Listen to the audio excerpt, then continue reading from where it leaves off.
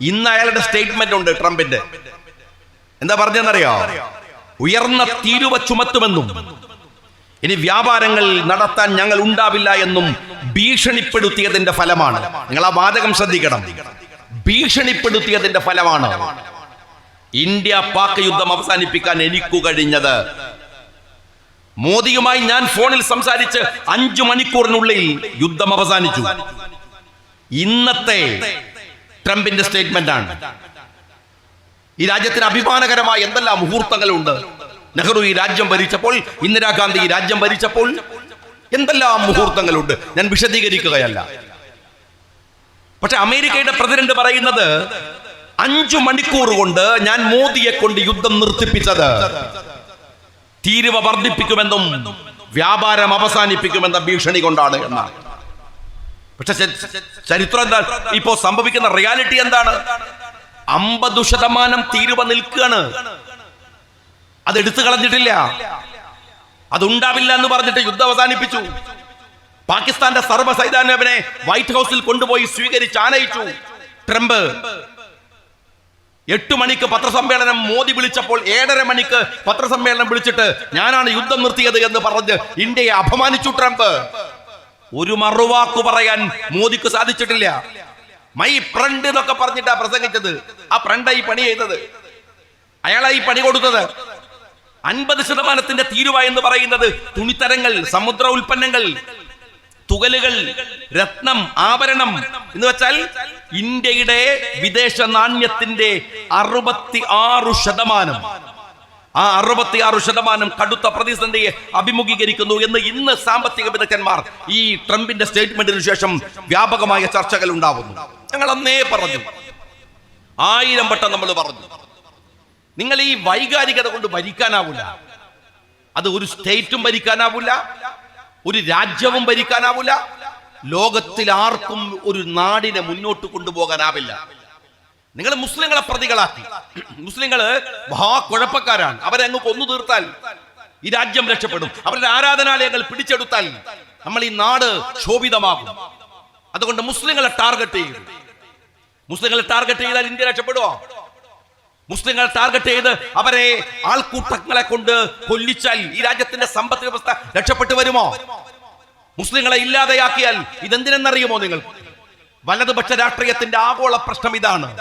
ഒരു ശത്രുവിനെ ഉണ്ടാക്കുക, വെറുപ്പ് പ്രചരിപ്പിക്കുക, നുണകൾ മാത്രം പറയുക, എന്നിട്ടോ മനുഷ്യരെ കുന്തമുനയിൽ നിർത്തുകയും അതിന്റെ പേരിൽ അവന്റെ വോട്ടുകൾ വാങ്ങുകയും ചെയ്യുക. നാട് നന്നാവണമോ? ചിന്തയില്ല. നിങ്ങൾ ചുമ്മാ ഓർത്തു നോക്കൂ, ഇന്ത്യ മഹാരാജ്യത്ത് 80% ഹിന്ദു സഹോദരന്മാരാണ്. ഈ രാജ്യത്തിന്റെ 80%. അത് കഴിഞ്ഞിട്ടേ മുസ്ലിങ്ങളുള്ളൂ, അത് കഴിഞ്ഞിട്ടേ ക്രിസ്ത്യാനികളുള്ളൂ, അത് കഴിഞ്ഞിട്ടേ സിഖുള്ളൂ, പാസിയുള്ളൂ, എല്ലാവരും ഉള്ളൂ. 80%. ഈ കഴിഞ്ഞ 10 വർഷക്കാലം ഇന്ത്യയിൽ വർദ്ധിച്ച എല്ലാ നികുതികളും ആരാ അടക്കുന്നത്? വർദ്ധിച്ച ഡീസലിന്റെ വില ആരാ അടക്കുന്നത്? വർദ്ധിച്ച നിത്യോപയോഗ സാധനങ്ങളുടെ വില ആരാ അടക്കുന്നത്? ഉറുപ്പിക ഇന്നത്തെ ഡോളറിന്റെ വില എന്താ അറിയോ? നിങ്ങള് വെറുതെ അടിച്ചു നോക്ക്, 88.44 ഇന്നത്തെ ഡോളറിന്റെ വില. ഞാൻ കൊണ്ട് വരുമ്പോ സെർച്ച് ചെയ്ത് നോക്കിയതാണ്. ലോക ചരിത്രത്തില്, ഇന്ത്യയുടെ ചരിത്രത്തിൽ ഇത്രമേൽ രൂപയുടെ വില ഇടിഞ്ഞിട്ടില്ല. ഗൾഫുകാർക്ക് ചെറിയ സന്തോഷാണ്, റിയാലിന് വില കൂടുന്നുണ്ട്. പക്ഷേ അതൊരു ശാശ്വതമായ സന്തോഷമല്ല. എന്നാൽ കേരളത്തിന് ഒരു പ്രവാസി സ്റ്റേറ്റ് എന്ന നിലക്ക് അതിന്റെ ഗുണം കേരളത്തിന്റെ നിത്യോപയോഗ ജീവിതത്തിൽ നമുക്ക് ഉപകാരപ്പെടുന്നുണ്ടോ? ഇല്ല. ഇവിടെ മോദിയുടെ സ്തുതിപാഠക സംഘം എന്തായിരുന്നു ബിജെപിയുടെ മുൻ പ്രസിഡന്റ് സുരേന്ദ്രൻ പറഞ്ഞത്? ഡോളറിനെ 40 കൊണ്ടുവരും. സുരേന്ദ്ര, 40 വേണ്ട, ആ പഴയ 60 ഡോളറിനെ നിർത്താൻ നിങ്ങൾക്ക് കഴിയുമോ? ഇന്ന് 88 ടിക്ടോക്ക് ഇന്ത്യയിൽ നിരോധിച്ചു. എന്തായിരുന്നു നമ്മളെ സംഘി പൊങ്കമ്മമാരുടെ ഒരു വെല്ലുവിളി കണ്ടോ? മോദി ചൈന ആകെ തകരാൻ പോവാൻ ടിക്ടോക്ക് നിരോധിച്ചിട്ടേ. ശരി, ചൈനയുടെ ടിക്ടോക്ക് നിങ്ങൾ നിരോധിച്ചു. ഇപ്പോഴെന്താ സംഭവിക്കാൻ പോണെന്ന് അറിയാം? ചൈനയുമായുള്ള സൗഹൃദത്തിന്റെ ഭാഗമായി ടിക്ടോക്കിന്റെ മുകളിലുള്ള നിയന്ത്രണം എടുത്തു കളയാൻ പോവാണ്. ഇതൊരു എന്ത് രാജ്യമാണ്, എന്തൊരു ഭരണാണ് സഹോദരന്മാരെ ഇത്. ഒരു പ്രധാനമന്ത്രി, ഈ രാജ്യത്തിനൊരു അഡ്മിനിസ്ട്രേഷൻ ഉണ്ട്. ഒരാൾക്ക് ഒറ്റയ്ക്ക് നടത്തിക്കൊണ്ടുപോകാൻ പറ്റുന്ന കാര്യം ഇത്. മോഡിയോട് തെറ്റിയാൽ സ്കൂൾ കുട്ടികൾ തെറ്റുന്ന പോലെ അവിടെ തെറ്റിയപ്പോ ചൈനയായിട്ട് തന്നാ പോവാണ്. ചൈനയോട് തെറ്റുമ്പോ എന്റെ BJP-ക്കാരാ, നിങ്ങൾ മനസ്സിലാക്കേണ്ട ഒരു കാര്യമുണ്ട്. നിങ്ങൾ ചൈനയുമായി ബായി പറഞ്ഞിട്ട് പോരാ, പറഞ്ഞാൽ മാത്രം പോരാ. ഇന്ത്യ രാജ്യത്തിലെ കേരളത്തിന്റെ തത്തുല്യമായ ഒരു സ്റ്റേറ്റിന്റെ വിസ്തീർണത്തിന് അത്ര വലിപ്പമുള്ള മണ്ണ് ഇന്ത്യയിൽ നിന്ന് ചൈന പിടിച്ച് കീഴ്പ്പെടുത്തിയിരിക്കുന്നു. അത് തിരിച്ചു കിട്ടുമോ? ഇന്ത്യക്ക് മുകളിലുള്ള ചൈനയുടെ ആധിപത്യം നിങ്ങൾ ഈ അമേരിക്കൻ വെറുപ്പിന്റെ പേരിൽ ഇവിടെ സഖ്യമുണ്ടാക്കി വെക്കുമ്പോ ഈ പ്രശ്നങ്ങൾക്ക് പരിഹാരം ഉണ്ടാകുമോ? നിങ്ങൾ സ്കൂൾ കുട്ടികൾ തെറ്റുന്ന പോലെ അപ്പുറം തെറ്റിയാൽ ഇപ്പുറം നന്നാവുക, ഇവിടെ തെറ്റിയാൽ വേറെ പോയി. ഒരു രാജ്യതന്ത്രജ്ഞത നിങ്ങൾക്കില്ല. ഇവിടെ ഒരു വിദേശകാര്യമന്ത്രി ഉണ്ട്, ജയശങ്കർ. എന്താ ആ ജയശങ്കറിന്റെ സ്ഥിതി എന്താണ്?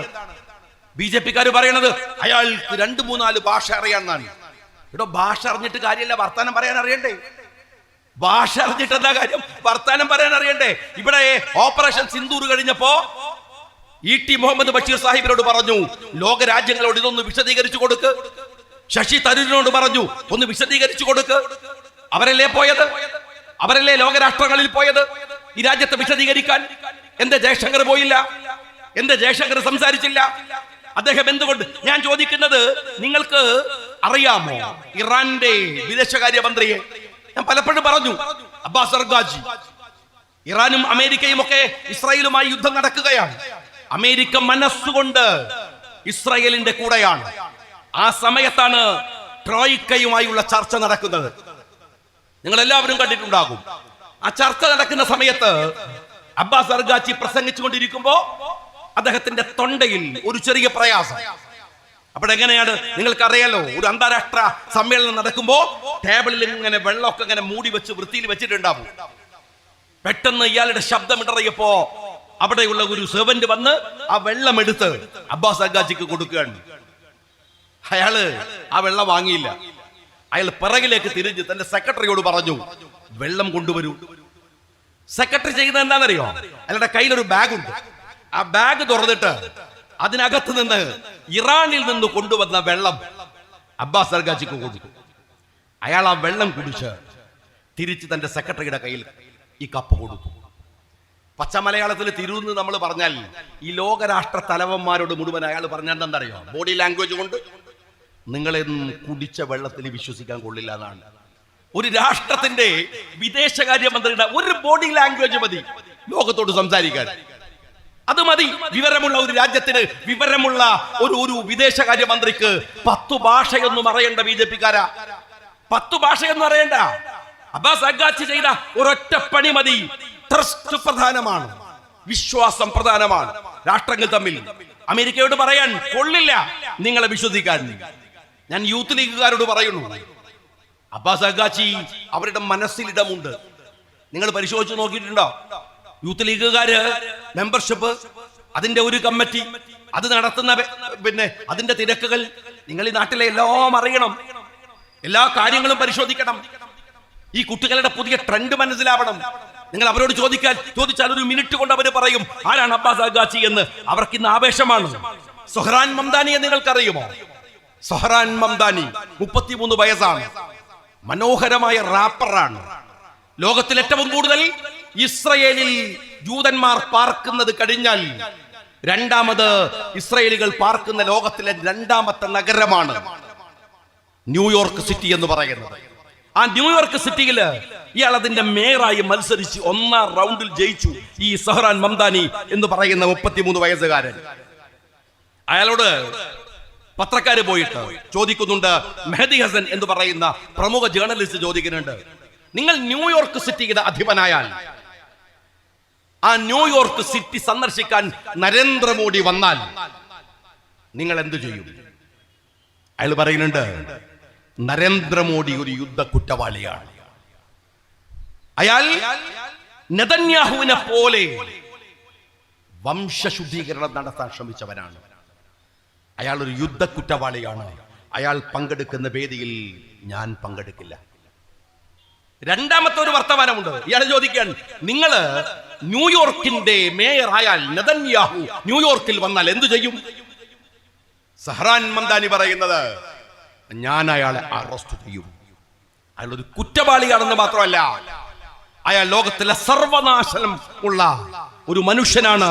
ഈ ന്യൂയോർക്ക് എന്ന് പറയുന്നത് അന്താരാഷ്ട്ര നിയമങ്ങൾ പാലിക്കുന്ന നഗരമാണ്. അവിടെ വരാൻ അയാൾക്ക് അവകാശമില്ല. നിങ്ങൾ മനസ്സിലാക്കേണ്ട, ന്യൂയോർക്കില് അതിനിർണായകമായ ഇന്ത്യൻ വോട്ടുള്ള സ്ഥലമാണ്. ഇന്ത്യക്കാരുടെ അവരുടെ ഇടയിൽ പ്രചരിപ്പിക്കാൻ ഇദ്ദേഹം ഒരു വീഡിയോ ഉണ്ടാക്കി. ആ വീഡിയോയില് ഏറ്റവും ശക്തമായ അയാൾ പറഞ്ഞത് ഗുജറാത്ത് കലാപമാണ്. അയാൾ എഴുന്നേറ്റ് നിൽക്കുന്നത് ന്യൂയോർക്ക് നഗരത്തിലാണ്. ലോകത്തിൽ ഏറ്റവും കൂടുതൽ ഇസ്രയേലികൾ പാർക്കുന്ന രണ്ടാമത്തെ നഗരത്തിൽ. പറയാൻ മടിക്കരുത് എന്നതിന്, പോരാടാൻ മടിയുണ്ടാവരുത് എന്നതിന്, നേരു പറയാൻ ഇടവും നേരവും നോക്കരുത് എന്നതിന് പുതിയ കാലത്തിലെ ചെറുപ്പക്കാരന്റെ ആവേശമായി വരികയാണ് സഹറാൻ മംദാനി എന്ന് ഞാൻ നിങ്ങളോട് പറയുന്നു. ഇവർ പുതിയ കുട്ടികളുടെ ഹരമാണ്. ഈ കുട്ടികൾ അവരെ ഫോളോ ചെയ്യുന്നുണ്ട്. നമ്മൾ കാണുന്ന പോലെയല്ല. നമ്മൾ ഈ ചപ്പടാച്ചി റീലുകൾ ഒക്കെ നമ്മൾ കുറച്ചുപേര് കാണുന്നുണ്ടാവും. പുതിയ തലമുറയിലെ കുട്ടികൾക്ക് അതിന് ഇൻട്രസ്റ്റ് ഉണ്ടോ? അവർ കാണുന്നുണ്ടോ? നമ്മൾ കാണുന്നത് കൊണ്ട്, നമ്മൾ വാട്സാപ്പിൽ അത് ഇങ്ങനെ ഷെയർ ചെയ്യുന്നത് കൊണ്ട് ലോകം മുഴുവൻ അത് ആസ്വദിക്കുന്നു എന്ന് ഈ റീലുകാർ വിചാരിക്കുന്നുണ്ടോ? ചപ്പടാച്ചി റീലുകാർ അവർ കാണുന്നത് സഹറാൻ മംദാനിയെയാണ്. അവർ കാണുന്നത് അബ്ബാസ് അഗാച്ചിയെയാണ്. ന്യൂയോർക്ക് യൂണിവേഴ്സിറ്റിയിലെ ഡിഗ്രിയുടെ സർട്ടിഫിക്കറ്റുകൾ വിതരണം ചെയ്യുമ്പോൾ, ഗ്രാജുവേഷൻ സെറിമണി നടക്കുമ്പോൾ അവിടെ എഴുന്നേറ്റുന്ന ഒരു ചെറുപ്പക്കാരൻ പറയുകയാണ്, ഈ ഡിഗ്രി സർട്ടിഫിക്കറ്റ് ഞാൻ വാങ്ങുന്നത് സങ്കടത്തോടു കൂടിയാണ്, വേദനയോടുകൂടിയാണ്. എന്റെ കൂടെ പഠിക്കാൻ വന്ന, എന്റെ കൂടെ ഇരുന്ന് എന്റെ അടുത്തിരുന്ന് പഠിച്ച എന്റെ ഒരുപാട് സഹോദരന്മാർക്ക് തിരിച്ചു പോയാൽ, അവർക്ക് വീട്ടിലെത്തിയാൽ അവനെ കാത്തിരിക്കാൻ അവരെ പറഞ്ഞയച്ച ഉമ്മയും വാപ്പയുമില്ല. കൊന്നുകളഞ്ഞിരിക്കുന്നു ഇസ്രായേലികൾ. അതിന് കൂട്ടുനിൽക്കുകയാണ് ഈ മഹാരാജ്യം. എനിക്ക് വിഷമമുണ്ട്. അയാളുടെ കയ്യിൽ സർട്ടിഫിക്കറ്റ് കൊടുത്തില്ല. ന്യൂയോർക്ക് യൂണിവേഴ്സിറ്റിയിൽ നിന്ന് അവന്റെ സർട്ടിഫിക്കറ്റ് പോയി, അവന്റെ വിദ്യാഭ്യാസം പോയി. 1986 വേൾഡ് കപ്പിലെ ടോപ്പ് സ്കോററാണ് ഗാരി ലിനേക്കർ. നിങ്ങൾക്കറിയാം, മലപ്പുറത്തുകാരോട് പറയേണ്ട കാര്യമില്ല, തിരൂർക്കാരോട്. ഗാരി ലിനേക്കർ BBC-യിൽ ലക്ഷങ്ങൾ ശമ്പളം വാങ്ങുന്ന കമന്റേറ്ററാണ്. അയാൾ പരസ്യമായി ഫേസ്ബുക്കിൽ പോസ്റ്റ് ഇട്ടു, ഞാൻ വാങ്ങി മക്കൾക്ക് കൊടുക്കുന്ന ശമ്പളത്തിൽ പാവപ്പെട്ട ഫലസ്തീനികളുടെ ചോരയുടെ മണമുണ്ട്. അയാളെ പുറത്താക്കി. അയാൾ മുസ്ലിം അല്ല. സ്നേഹമുള്ളവരെ, വാഷിംഗ്ടണിൽ നടക്കുന്ന മൈക്രോസോഫ്റ്റിന്റെ സമ്മേളനത്തിൽ, മീറ്റിംഗിൽ അതിന്റെ CEO സത്യനാഥല്ലേ പ്രസംഗിക്കുകയാണ്. 4 ചെറുപ്പക്കാർ എഴുന്നേറ്റിട്ട് പറഞ്ഞു, നിങ്ങൾ ക്ലൗഡ് ആൻഡ് AI തമ്മിലുള്ള ലയനമാണ്. ഇത് ഇസ്രായേലിന്റെ ഈ പ്രോജക്റ്റിന്റെ കൂടെ നിങ്ങൾ എങ്ങനെയാണ് നിൽക്കുക? പലസ്തീനിലെ മനുഷ്യരിങ്ങനെ പിടഞ്ഞു മരിച്ചുകൊണ്ടിരിക്കുമ്പോൾ 4 പേർക്ക് തൊഴിൽ നഷ്ടപ്പെട്ടു. ഒരുത്തൻ പോലും അതിനകത്ത് മുസ്ലിം ഇല്ല. സഹോദരന്മാരെ, ജോർജ് വാഷിംഗ്ടൺ യൂണിവേഴ്സിറ്റിയിലെ സിസിലിയ കൽവർ, ആ പെൺകുട്ടി ഡിഗ്രി കഴിഞ്ഞ്, പോസ്റ്റ് ഗ്രാജുവേഷൻ കഴിഞ്ഞ്, ഗ്രാജുവേഷൻ സെറിമണിയിൽ സർട്ടിഫിക്കറ്റ് വാങ്ങാൻ നിൽക്കുമ്പോൾ അവര് പറഞ്ഞു, എനിക്കൊരുപാട് സങ്കടമുണ്ട്. ഞാൻ എന്റെ വിദ്യാഭ്യാസത്തെ, എന്റെ അറിവിനെ, സ്കൂളിന്റെ പടി ചവിട്ടാൻ പോലും ഭാഗ്യമില്ലാത്ത ഫലസ്തീനിലെ മക്കളെ ഓർത്തുകൊണ്ട് അതിന് സമർപ്പിക്കുകയാണ്. അവിടെ സിസിലിയ കൽവറുടെ സർട്ടിഫിക്കറ്റ് നിഷേധിച്ചു. യൂത്ത് ലീഗുകാരൻ മനസ്സിലാക്കണം, നിരക്ഷര കുട്ടികളായ മലബാറിലെ മാപ്പിളയോട് കേണൽ മുഅമ്മർ ഗദ്ദാഫിയെ കുറിച്ച് പറഞ്ഞത്, പഠിപ്പിച്ചത് CH മുഹമ്മദ് കോയ സാഹിബാണ്. കേരളത്തിന്റെ ഗ്രാമാന്തരങ്ങളിൽ ചെന്ന് അദ്ദേഹം ഗദ്ദാഫിയെ കുറിച്ച്, ഇസ്രായേലിനെ കുറിച്ച് സംസാരിച്ചു തുടങ്ങിയത് നിങ്ങൾക്കറിയാം. യൂത്ത് ലീഗുകാരെ, നിങ്ങൾ ഒരു ആഗോള പൗരനാണ് എന്ന്. ഈ ഗ്രാമത്തിൽ, ഈ സ്റ്റേജിന്റെ താഴെ നിങ്ങൾ നിൽക്കുമ്പോൾ നിങ്ങൾ ഒറ്റക്കല്ല. നിങ്ങളൊരു ആഗോള പൗര സമൂഹത്തിന്റെ ഭാഗമാണ്. അവന്റെ വേദനകൾ നിങ്ങൾ ആലോചിക്കേണ്ടതുണ്ട്. അന്താരാഷ്ട്ര തലങ്ങളിൽ നടക്കുന്ന മനുഷ്യത്വ വിരുദ്ധ സമരങ്ങൾ നിങ്ങൾ അറിയേണ്ടതുണ്ട്. ആഗോള മനുഷ്യൻ എന്ന ഉത്തരവാദിത്തം ഏറ്റെടുക്കുമ്പോൾ നിങ്ങളിൽ ഉണ്ടാകേണ്ടുന്ന വിശാലമായ ഒരു ചിന്താഗതിയും ധാരണകളുമുണ്ട്. ആ ധാരണകളെ വിസ്മരിച്ചുകൊണ്ടല്ല നിങ്ങൾ മുസ്ലിം യൂത്ത് ലീഗിന്റെ കൊടി പിടിക്കേണ്ടത്. ഞാൻ സ്നേഹപൂർവ്വം ഒന്നുകൂടെ നിങ്ങളോട് പറയുന്നു, സമുദായം എന്ന് പറയുന്ന വികാരം കനലണയാതെ ഈ സമുദായത്തിനകത്ത് കത്തിച്ച് അതിനെ നാട്ടിന്റെ കൂട്ടമായ നന്മക്ക് വേണ്ടി വിനിയോഗിച്ച രാഷ്ട്രീയ പാർട്ടി കൂടിയാണ് ഇന്ത്യൻ യൂണിയൻ മുസ്ലിം ലീഗ്. സാമുദായിക വികാരത്തെ വിട്ട ഒരു സ്പേസിലും നമുക്ക് നിൽക്കാനാവില്ല.